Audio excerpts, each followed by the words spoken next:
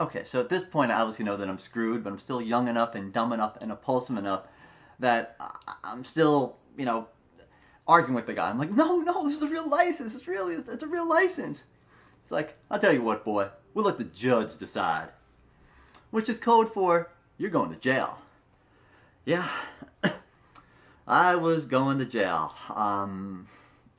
Now, I guess the one positive is I didn't have to get in a squad car. I didn't, put on the cuffs and slam me into a squad car. Nothing like that. He let me drive to the jail. He followed me, let me drive to the jail. I guess I followed him. I mean, I guess I could have, pulled off the side of the road as I was following him, hit on the accelerator,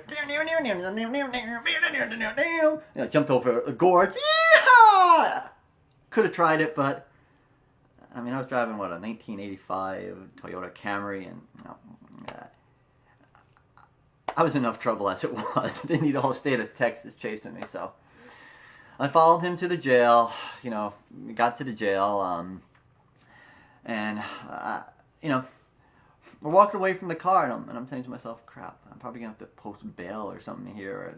And I walk away from the car. All of a sudden I realize, I probably don't have money with me, but I had a bunch of traveler's checks back in the car. And I'm like, can I go back to the car? I need to get some checks, traveler's checks. It's like, I'm not going back to the car now, boy. All right, fine. So I'm walking there. I'm like, all right, well, I'm thinking to myself, well, I guess, I'll call home, call my parents. They'll wire me some money. I'll be out after an hour or so, right? So I'm going to have to go home, hang my head in shame anyway, but, I don't think I'll be spending any time in jail here, I should be fine.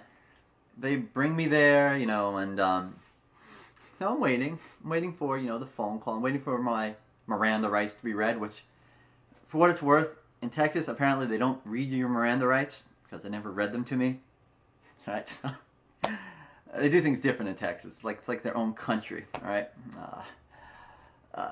No offense to anyone from Texas, but if you live in Texas, you would understand. It's like, I feel like a lot of Texans feel like they're, before anything else, they are Texans, okay? In any case, I get in there and they say, I can make a phone call, and I'm like, all right, they have to dial it for me, I guess, or whatever, and I tell them what I want to dial, my home phone number back in New York, and they're like, no, you can't make a long-distance call. Really? That's part of your phone call policy? The one phone call, it can't be long-distance? Is that true? Is anyone out there who's a lawyer? Is that true? I don't think it is, but what am I going to do? They're like, you can't make a long-distance call. I say to myself, crap, I don't know anybody in Texas. Who the hell am I going to call? I'm like, well, I guess I could call, my new office, but I don't have any phone numbers memorized yet. So I'm like, can I have a phone book?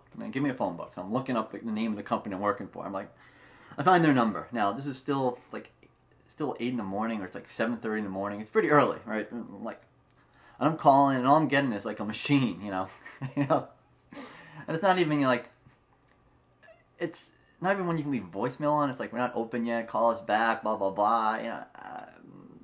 It's like their customer service line. It's not even. So that didn't work. So the phone call was useless to me. I wasn't able to contact anybody. So next thing you know, I'm in that holding cell. I am in jail, and it's about 8 o'clock in the morning at this point, and I've taken my picture, all that kind of stuff, the profile, all that kind of stuff, and I'm in there, and happened to be that time of day. This is a day when this is the time of day when they would clean the cells. Now, this wasn't, once again, it wasn't prison. It was jail. It was jail with maybe 20 cells in it or so. And it's where they hold people temporarily until they post bail, or until they get sent up to a real jail, a real prison, I mean. But in any case, I'm sitting in this jail, and they put in this big common cell because they're cleaning the cells. So for that 1/2 hour of the day, they have all the criminals or prisoners or whatever in one big common cell. So I'm thrown into a cell with a bunch of, for all I know, are hardened criminals. Now I'm thinking back to the scene from Trading Places, where Eddie Murphy is thrown into the big common cell, and these two, big mean guys come up to him, and he's like, man, I'm Karate Man. I killed the man. That's what I'm thinking. I'm like, someone gonna ask me, hey buddy, what are you in for? I'm like, I killed the man for looking at me the wrong way. Like, crap. This is scary shit. I'm in jail with a bunch of criminals. And all right, so I'm like, oh, hopefully it won't be that long. But at the same time, I'm like, no one knows I'm here. Nobody knows I'm in jail. And I'm like, well, maybe at least when I see the judge, they'll give me a lawyer. Maybe I can some way get some contact out. Anyway, this is Monday morning. Start talking to the other, somewhere along the line, I do start talking to the other prisoners, and I find out that this judge that's supposed to show up to do the little trials for everyone who's in there, the judge shows up, is out of town. He's not showing up until Wednesday. Wednesday. It's Monday. It's Monday. You know, so I'm going to be here two and a half days in jail unless I can find a way out. I'm like, oh my God, I'm in jail. So I'm in jail, and all right, so the whole common cell thing is over, and they throw me into a holding cell. But I'm not alone in the holding cell. I'm with another dude in the holding cell. And I'm with another dude in the holding cell, another criminal or whatever in a holding cell. But yeah, I start talking to the guy, you know. We get along okay. I mean, we don't get along too well, if you know what I mean, but we get along okay. You know, it seems... I'll be honest to you. The nicest people I met that whole day were actually the prisoners, okay? They were nicer to me than the officers or anybody else I dealt with that day. For whatever it's worth, okay? And for whatever it's worth, at least when I got in there, I'm pretty sure I was the only white dude in jail, you know. Everybody else was Mexican, all right? Guess that's how Texas law works. I mean, a lot of these guys were in for things like they'd done something else before, but they hadn't paid a parking ticket or whatever, and they broke their probation. I mean, it wasn't like they just gone out and most of the guys hadn't just gone out and, like, you know, held up a gas station or anything. I mean, these are guys that, yeah, maybe they were deadbeats and they had sorts of problems, and yeah, I'm sure they weren't all. Most of them didn't have a clean record, but it wasn't as if, you know, these guys had just done something really. Most of them had done something really terrible, you know. But, you know, like I said, guys don't have a lot of money and they don't have good lawyers. So, you know, you slip up a little bit in Texas, you're Mexican, you know, you're in jail. I mean, the whole jails in Texas apparently are just full of Mexican dudes. You know, that's Texas justice, okay? They're full of Mexican dudes and Yankees. That's what they fill Texas jails with. In any case, it was fascinating talking to this other prisoner dude. You know, he'd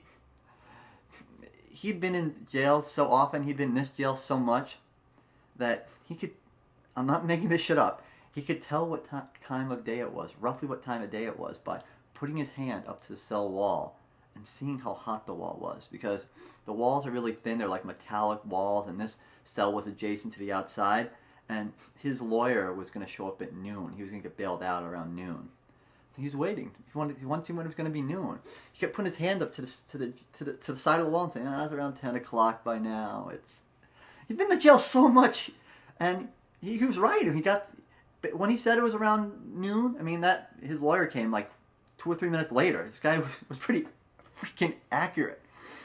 Okay, so by around noon, I've been there from 8 to around noon. By around noon, the other guy's gone, and that's when I started to go stir crazy. You ever see those movies where, you know, you're in the jail cell, and the guy takes the tin cup and goes, and like clangs the cup and all that kind of stuff because he wants to get some attention. He's all pissed off. Well, I started to get massively pissed off.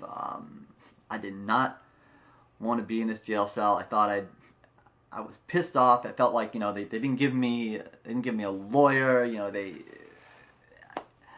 I was not a happy camper.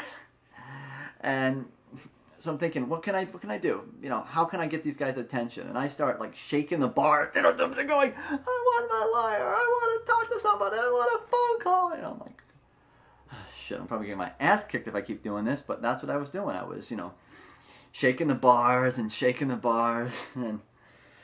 oh God, it's not good.